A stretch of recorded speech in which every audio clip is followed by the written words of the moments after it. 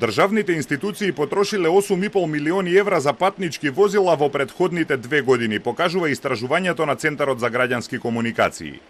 Некои купени, некои земени на лизинг. Најскапа кола Шкода Супер Б Амбишн од 55.000 евра купила општина Шуто Оризари. Слични суми потрошиле и државната видеолотарија општина Битола и општина Кавадарци. Општина Прилеп купила автомобил од 63.000 евра, но соопштиле дека го раскинале договорот. Анализата покажува дека на дури 70% од тендерите имало по само еден понудувач. Само на 4 од спроведените 72 тендери имало по рекордни тројца понудувачи. Институциите ќе треба да направат сериозна анализа зошто и покрај тоа што има многу фирми на тендерите за автомобили со години нема конкуренција. Прво може да се спецификациите на возилата што се бараат, толку на години на некое возило, што само фирмата што го нуди тоа возило да може да се пријави на тендерот.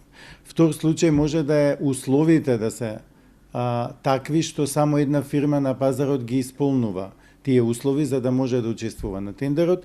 И третиот случај може и фирмите што се понудувачи, некои од нив да имаат некаков неформален договор да не си се мешаат во пазарот или во набавките, односно да не доставуваат понуда ако не знаат дека тендерот е за нив.